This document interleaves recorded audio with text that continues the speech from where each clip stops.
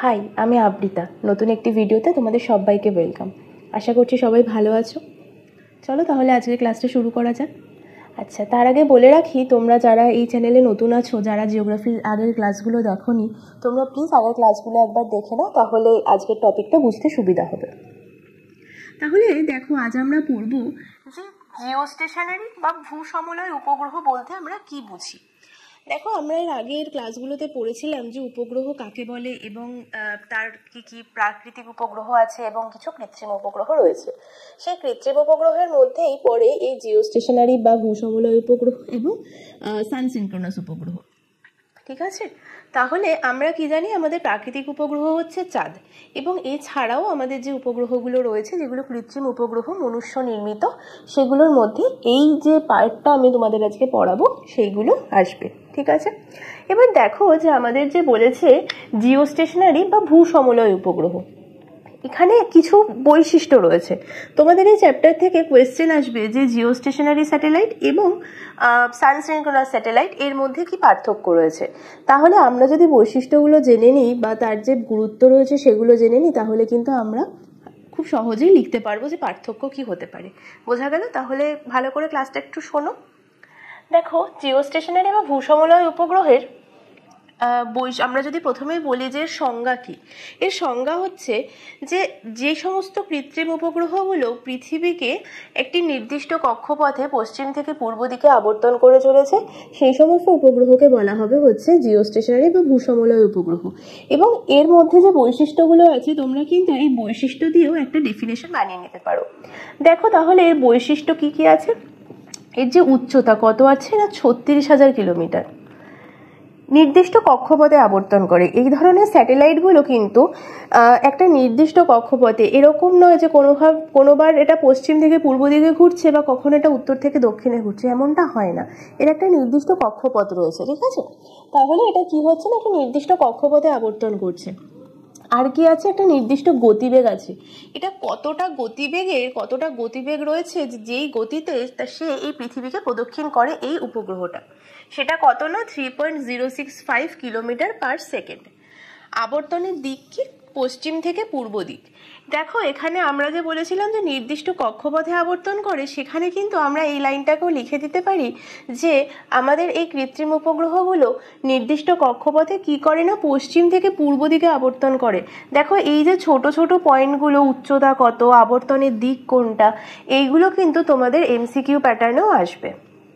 এবার দেখো, এই উপগ্রহের আরেকটা নাম হচ্ছে নিয়ার ইকুইটোরিয়াল অরবিট স্যাটেলাইট। দেখো, এই নামটা ইংলিশে আছে, তোমরা চেষ্টা করবে ইংলিশেই লেখার। আমি বলে দিচ্ছি কি, নিয়ার ইকুইটোরিয়াল। আমরা কি জানি, ইকুয়েটর কোনটা, নিরক্ষরেখাকে আমরা ইংরেজিতে কি বলি না, ইকুয়েটর বলি।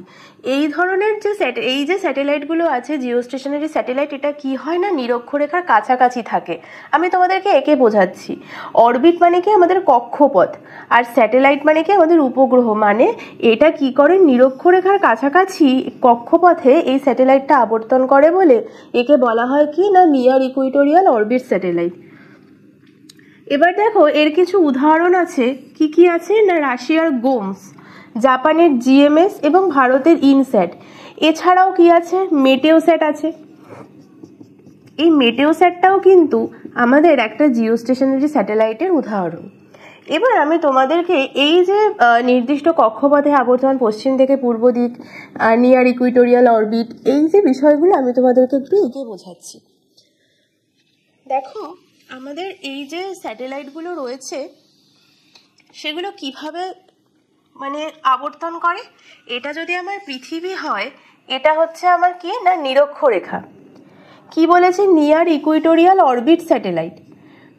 এখানে কি হচ্ছে, এটা আমাদের নিরক্ষরেখা। এই উপগ্রহগুলো যখন ঘুরছে, তখন কিন্তু এই যে তোমার এরিয়াটা, যেটা হচ্ছে আমার নিরক্ষরেখার কাছাকাছি অঞ্চল, এটা আমার কি, এটা হচ্ছে আমার ইস্ট, এটা আমার কি, এটা হচ্ছে আমার ওয়েস্ট। তাই তো, এটা কি হচ্ছে না, পশ্চিম থেকে পূর্ব দিকে ঘুরছে। তাই তো, আমরা তো জানি যে আমাদের এই উপগ্রহটা কি করে না, পশ্চিম থেকে পূর্ব দিকে ঘোরে। এইটা কি আমাদের নর্থ, এটা আমাদের সাউথ। তাহলে আমরা যদি দেখি এই উপগ্রহগুলো কিভাবে ঘোরে না, নিরক্ষরেখার কাছাকাছি অঞ্চলে পশ্চিম থেকে পূর্ব দিকে এটা কিন্তু আবর্তন করে। এই যেহেতু এই নিরক্ষরেখার কাছাকাছি এই উপগ্রহগুলোকে আমরা দেখতে পাই, মানে এই আবর্তন কক্ষটা এদের এই নিরক্ষরেখার কাছাকাছি অঞ্চল, তাই জন্য কিন্তু একে বলা হয় কি না নিয়ার ইকুইটোরিয়াল অরবিট স্যাটেলাইট। বোঝা গেল? আর কি বলেছে, নির্দিষ্ট কক্ষপথে আবর্তন করে। আমরা বুঝতেই পারছি যে এটার একটা নির্দিষ্ট কক্ষপথ রয়েছে, এটা কখনোই এই পশ্চিম থেকে পূর্ব দিকের বাইরে কিন্তু এটা আবর্তন করে না। ঠিক আছে? আর এটার গতিবেগ কি আছে না 3.065 কিলোমিটার। মানে এই যে পুরো জায়গাটা, পুরো পৃথিবীকে যখন সে নিরক্ষরেখা বরাবর আবর্তন করছে তখন তার গতিবেগ কত থাকছে না পার সেকেন্ডে কত 3.065, মানে প্রায় 3.1 কিলোমিটার পার সেকেন্ড। বোঝা গেল? তাহলে আর কি হয়নি, এটা ভূপৃষ্ঠ থেকে ধরো এইটা আমার ভূপৃষ্ঠ রয়েছে, এটা আমার ল্যান্ড সারফেস। তাহলে এখান থেকে আমি যদি এই জিও স্টেশনারি স্যাটেলাইটগুলোর উচ্চতা মাপি, তাহলে উচ্চতাটা কত হবে? এটা ধরো আমার একটা স্যাটেলাইট, উচ্চতাটা কত হবে না আমার 36,000 কিলোমিটার। তোমাদের পরীক্ষায় আসতে পারে যে জিও স্টেশনারি স্যাটেলাইটের উচ্চতা কত, সে কতটা উচ্চতায় থাকে। এটা কিন্তু তোমাদের এমসিকিউর একটা খুব ভাইটাল একটা প্রশ্ন। তাহলে তোমরা মনে রাখবে যে আমাদের এই যে জিওসিনক্রোনাস বা আমাদের জিও স্টেশনারি বা আমাদের যে ভূসমলয় উপগ্রহ রয়েছে সেটা কি হয় না আমাদের ভূপৃষ্ঠ থেকে 36,000 কিলোমিটার উচ্চতায় অবস্থান করে। বোঝা গেল? দেখো এবার আমরা পড়বো যে আমাদের এই জিও স্টেশনারি বা আমাদের যে ভূসমলয় উপগ্রহ রয়েছে তার কি কি গুরুত্ব রয়েছে। কি কি গুরুত্ব রয়েছে? প্রথম গুরুত্ব দেখো, আবহাওয়ার পূর্বাভাস দেয়। এই ধরনের উপগ্রহগুলো কি করে না আমাদের যে আবহাওয়া, আমরা যে জানতে পারি যে কবে বৃষ্টি হচ্ছে, কত দিন ধরে বৃষ্টি চলবে, কত তারিখে আমাদের বৃষ্টিটা আমাদের এই তোমার ইন্ডিয়ান সাবকন্টিনেন্টে ঢুকছে। আমরা এই যে আবহাওয়ার পূর্বাভাসগুলো জানতে পারি, সেগুলো আমরা কোন উপগ্রহের মাধ্যমে জানতে পারি না আমাদের এই জিও স্টেশনারি উপগ্রহের মাধ্যমে কিন্তু আমরা জানতে পারি। এবার দেখো যোগাযোগ পদ্ধতিতে সাহায্য করে। যোগাযোগ পদ্ধতি কি না আমাদের যে টিভি, রেডিও বা টেলিকমিউনিকেশন যেটা হয় সেটাতেও কিন্তু আমাদের এই ভূসমলয় উপগ্রহ কিন্তু সাহায্য করে। আরেকটা কি, এটা খুব একটা ইম্পর্টেন্ট জায়গা। দেখো অনেকটা বৃহৎ অঞ্চলকে ক্যাপচার করে, মানে কি অনেকটা বৃহৎ অঞ্চলের ডেটা আমরা পেয়ে থাকি। এই আমাদের এই উপগ্রহটা যখন এই মানে নিরক্ষরেখা বরাবর ঘুরছে তখন কি করছে না এটা অনেকটা বৃহৎ একটা জায়গার ডেটা কালেক্ট করে। এবার কি হয় না ডেটা কালেক্ট করার ফলে দেখো 3 আর 4 নম্বর পয়েন্টটা একসাথে বুঝবে, না হলে অসুবিধা হবে। অনেকটা অঞ্চলের ডেটা যারা কালেক্ট করে, এটা হচ্ছে একটা গুরুত্ব। আরেকটা জিনিস কি হয় এই ক্ষেত্রে, আমরা পড়েছিলাম যে উপগ্রহ চিত্র যখন আমরা পাই তখন একটা স্পেসিফিক লোকেশনের কিন্তু আমরা ডেটা পাই, তাই তো? সেই চিত্রের মাধ্যমে যদি আমরা একসাথে অনেকটা এলাকার ছবি তুলি তাহলে কি আমরা সেই নিখুঁত যে আমার যে বৈশিষ্ট্যগুলো রয়েছে, যে ডেটাগুলো রয়েছে, আমরা কি সেগুলো জানতে পারবো না। ধরো আমার একটা তোমার জায়গার যদি আমি ছবি তুলি, আমার ধরো জায়গাটা এতটা বড় জায়গা, আমি প্রথম ছবি তুললাম কতটা জায়গার, এইটুকু জায়গার। তাহলে এইটুকু জায়গার ছবির নিখুঁত যে আমার যে কি বলবো যে কোয়ালিটিটা বা ছবির মধ্যে যে তথ্যগুলো আমরা পাবো সেইটা কি আমি যদি এত বড় একটা জায়গার ছবি তুলি সেটার থেকে বেশি ভালো করে পাবো না খারাপভাবে পাবো? মানে কি আমি ধরো এই স্থানের ছবি তুলছি কিন্তু কি করছি না অনেকটা বড় জায়গার ছবি একসাথে তুলছি। যদি এখানে অনেক ছোট ছোট বৈশিষ্ট্য থেকে থাকে যেটা আমরা ওই চিত্রের মাধ্যমে কিন্তু বুঝতে পারবো না। আমরা যদি এরকম ছোট ছোট করে জায়গার ছবি তুলি, এর যে প্লেসটা আছে এই প্লেসটারই আমি কি করলাম না অনেকগুলো ভেঙে ভেঙে ছবি তুললাম, তাহলে কি হলো আমার ছবিতে আমি অনেক স্পষ্টভাবে যে আমার কোথায় কোন বৈশিষ্ট্যগুলো রয়েছে সেগুলো কিন্তু জানতে পারবো। তাহলে যদি তুমি এটা গুরুত্বর মধ্যে না দিয়ে তুমি এটা যে অসুবিধা সেটার মধ্যেও কিন্তু দিতে পারো এই পয়েন্টটা। ঠিক আছে? এখানে কি বলছে না চিত্রের নিখুঁত বৈশিষ্ট্য পাওয়া যায় না। কেন পাওয়া যায় না? আমি বললাম যে আমরা অনেক বৃহৎ অঞ্চলের ছবি তুলি বলে ডেটাগুলো আমাদের কাছে নিখুঁতভাবে আসে না। ঠিক আছে, এটা গেল আমাদের জিও স্টেশনারি বা ভূসমলয় উপগ্রহ। তাহলে এবার দেখো আমরা পড়বো যে আমাদের আরেকটা যে কৃত্রিম উপগ্রহ আছে তার নাম হচ্ছে সানসিনক্রোনাস উপগ্রহ বা সানসিনক্রোনাস স্যাটেলাইট। এই সানসিনক্রোনাস স্যাটেলাইটকেও আমরা কিন্তু সেমভাবে সংজ্ঞা হিসেবে লিখতে পারি যে যেই উপগ্রহ, যে কৃত্রিম উপগ্রহ পৃথিবীকে উত্তর থেকে দক্ষিণে মেরু বরাবর প্রদক্ষিণ করে, ডেটা সংগ্রহ করে, তাকে আমরা বলি কি না কৃত্রিম উপগ্রহ। কি কৃত্রিম উপগ্রহ? না সানসিনক্রোনাস কৃত্রিম উপগ্রহ।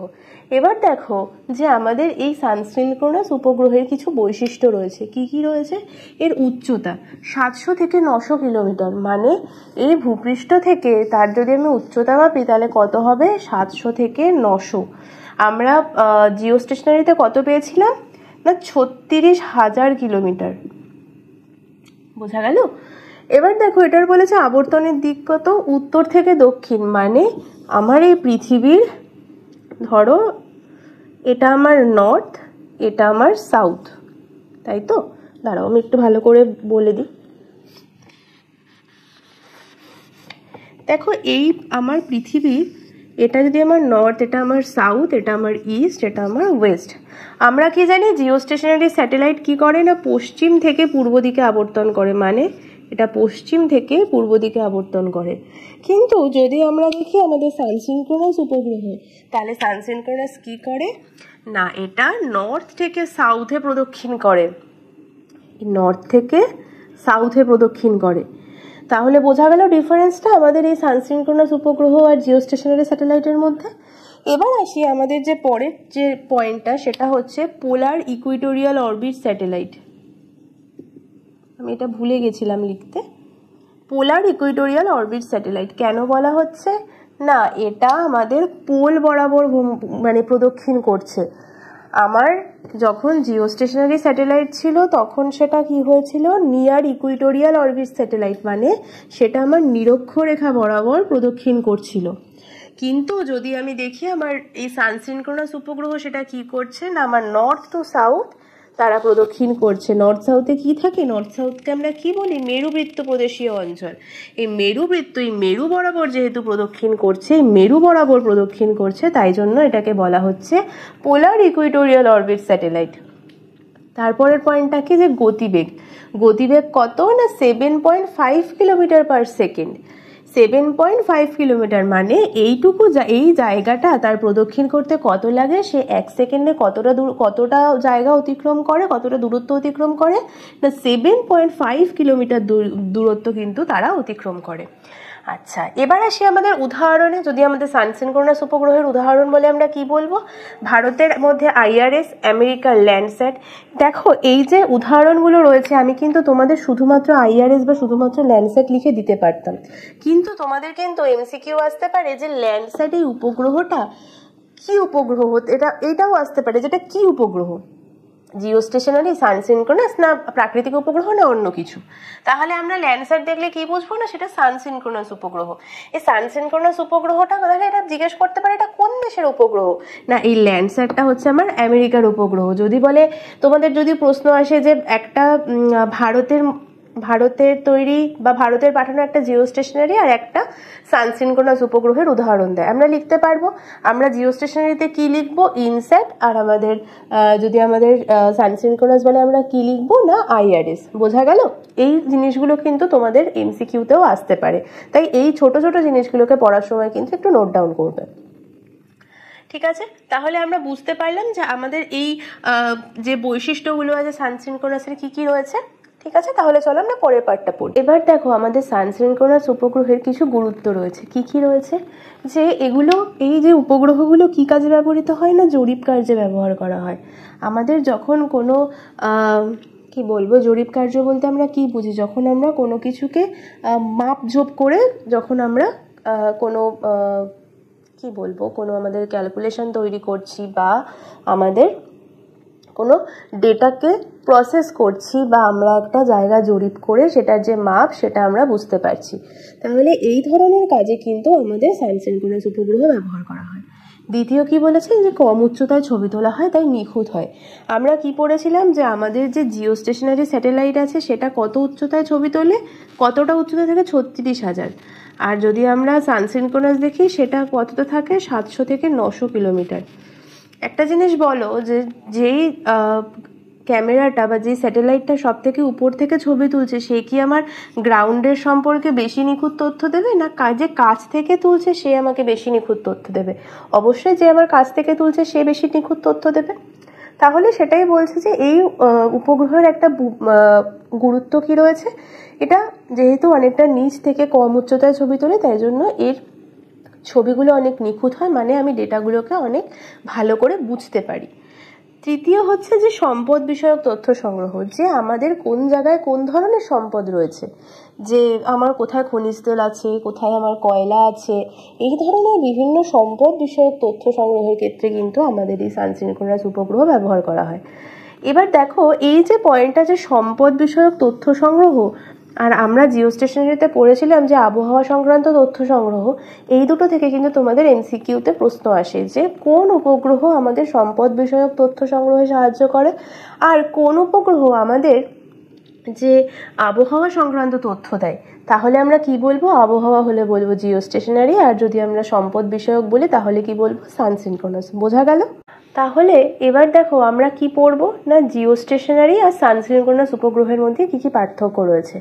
আমি তোমাদেরকে প্রথমেই যে জিও স্টেশনারি এবং সানসিনক্রোনাস উপগ্রহের কি কি বৈশিষ্ট্য রয়েছে, তার কি কি গুরুত্ব রয়েছে আর কি উদাহরণ রয়েছে আমি তোমাদেরকে বলে দিয়েছি। তোমাদের আলাদা করে পার্থক্য মুখস্থ করার দরকার নেই। তোমরা যদি প্রথমেই বৈশিষ্ট্যগুলো মুখস্থ করে নিতে পারো, বা তোমরা এটা করতে পারো যে তোমরা জিও স্টেশনারি আর সানসিনক্রোনাস উপগ্রহের যে পার্থক্য তোমরা সেটাকে লিখে নিলে, তার মধ্যেই তোমরা বৈশিষ্ট্য উদাহরণ এগুলো দিয়েই কিন্তু তোমরা পার্থক্য তৈরি করতে পারবে, আলাদা করে পড়ার কোনো দরকার নেই। তাহলে আমি তোমাদেরকে একবার বলে দিই যে কি কি পয়েন্ট হবে আমাদের। যে আমাদের কি হবে না উচ্চতা, আমাদের এই দুটোর মধ্যে পার্থক্য আসলে প্রথমেই আমাদের কি লিখতে হবে না এর উচ্চতা কত। জিও স্টেশনারিতে কত উচ্চতা আমাদের? 36,000 কিলোমিটার। কোথা থেকে না ভূপৃষ্ঠ থেকে, আমাদের ল্যান্ড সারফেস থেকে। আর যদি আমাদেরকে বলা হয় যে তোমার সানসিনক্রোনাসের কত, 700 থেকে 900 কিলোমিটার। আর কি বলতে পারি যে এর গতিবেগ কত আছে, জিও স্টেশনারির গতিবেগ কত? 3.065 সামথিং একটা তোমাদের কিলোমিটার পার সেকেন্ড, তাই তো? এটা তোমরা একটু দেখে নেবে, আমি পড়ানোর সময় তোমাদেরকে আগে বলেছি এই এক্স্যাক্ট যে ভ্যালুটা। আর আমাদের যদি সানসিনক্রোনাস বলে কত না 7.2 কিলোমিটার পার সেকেন্ড, তাই তো? একটু দেখো এই ভ্যালুগুলো একটু যদি চেঞ্জ হয়, তোমরা আমি প্রথমে যেই ভ্যালুটা বলেছি সেটাই কিন্তু লিখবে, ঠিক আছে? আমি তো দেখে বলছি না, তো আমার একটু ভুল হতে পারে, তোমরা একটু দেখে নেবে প্রথমে কি কি বলেছি আমি। আর কি হতে পারে না, প্রথমে আমি বললাম যে তোমাদের জিও স্টেশনারি উপগ্রহ কি কাজে ব্যবহার করা হয় না আবহাওয়া সংক্রান্ত যে তথ্য সেগুলো দেওয়ার জন্য ব্যবহার করা হয়। আর সানসিনক্রোনাস কি করা হয় না সম্পদ বিষয়ক তথ্য দেয়, এটা একটা পার্থক্য। আর কি পার্থক্য হতে পারে? আমাদের জিও স্টেশনারিটা ওয়েস্ট টু ইস্ট মানে পশ্চিম থেকে পূর্ব দিকে আবর্তন করে, আমাদের যে সানসিনক্রোনাস আছে সেটা কি করে নর্থ টু সাউথে আমাদের প্রদক্ষিণ করে। আর কি আমাদের জিও স্টেশনারি স্যাটেলাইটের যে নামকরণ যখন আমরা করব তাকে আমরা কি বলবো? জিও স্টেশনারি স্যাটেলাইটকে near equatorial orbit satellite, near equatorial orbit satellite, ঠিক আছে? এটা তোমরা কিন্তু ফুল ফর্মে লিখবে। আর কি বলতে পারি আমাদের যে সানসিনক্রোনাসকে কি বলতে পারি না পোলার ইকুইটোরিয়াল অরবিট স্যাটেলাইট। কেন আমরা পোলার বলছি, কেন আমরা নিয়ার ইকুয়েটর বলছি বোঝা গেছে। আমি তখন তোমাদেরকে বললাম যে জিও স্টেশনারি স্যাটেলাইটটা ইকুয়েটরের কাছে ঘুরে মানে আবর্তন করে, ওটাই ওর কক্ষপথ, তাই ওকে বলা হয় নিয়ার ইকুইটোরিয়াল অরবিট স্যাটেলাইট। আর এটা যেহেতু আমাদের পোলের কাছে থাকে, মেরুবৃত্ত প্রদেশীয় অঞ্চলকে মানে প্রদক্ষিণ করে, দুই মেরুকে প্রদক্ষিণ করে, তাই এটাকে বলা হয় হচ্ছে আমাদের কি না পোলার ইকুইটোরিয়াল অরবিট স্যাটেলাইট। আর কি আছে না আমাদের আর রয়েছে হলো যে আর হচ্ছে আমাদের কি কি কাজে ব্যবহৃত হয়, আমাদের এর গুরুত্ব কি আছে, আমরা গুরুত্ব দিয়ে এর একটা পার্থক্য লিখতে পারি, তাই তো? আমরা লিখতে পারি তো আমাদের যে গুরুত্ব যেগুলো রয়েছে যে এটা আবহাওয়া সংক্রান্ত কাজে ব্যবহৃত হয়। আচ্ছা আর কি আছে না আমাদের জিও স্টেশনারি স্যাটেলাইটটা যেহেতু অনেকটা উঁচু থেকে ছবি তোলে তাই এর ছবিগুলো অতটা নিখুঁত হয় না, কিন্তু যদি আমার যে সানসিনক্রোনাস স্যাটেলাইট আছে সেটা আমার অনেকটা ভূপৃষ্ঠের অনেকটা কাছ থেকে ছবি তোলে বলে এর ছবিগুলো কিন্তু নিখুঁত হয়। তোমরা কিন্তু এইভাবে পার্থক্যগুলো কিন্তু লিখতে পারবে। আর একটা জিনিস, তোমাদের এই পার্থক্যটা কিন্তু খুব ইম্পর্টেন্ট, তোমরা কিন্তু এটা বাড়িতে খুব ভালো করে তৈরি করবে, কেমন? তাহলে আমি তোমাদেরকে আজকে পড়ালাম যে জিও স্টেশনারি স্যাটেলাইট কি, তার কি বৈশিষ্ট্য, গুরুত্ব, উদাহরণ। আর কি পড়ালাম? তার সানসিনক্রোনাস স্যাটেলাইট কি, তারকেও কী কী বৈশিষ্ট্য, গুরুত্ব, উদাহরণ এবং তাদের মধ্যে কী কী পার্থক্য রয়েছে। দেখো আমি যে পার্টটা পড়ালাম এখান থেকে কিন্তু তোমাদের বড় কোয়েশ্চেনের সাথে সাথে অনেক ছোট কোয়েশ্চেনও কীরকম আসতে পারে আমি তোমাদেরকে বলে দিলাম আজকের ক্লাসে। ঠিক আছে, তাহলে তোমরা এটা বাড়িতে ভালো করে পড়ো এই কনসেপ্টটা। আমি নেক্সট দিন আরেকটা নতুন কনসেপ্ট নিয়ে তোমাদেরকে পড়াবো, কেমন? তাহলে আজকে ক্লাসটা এই অবধিই থাকলো, বাই।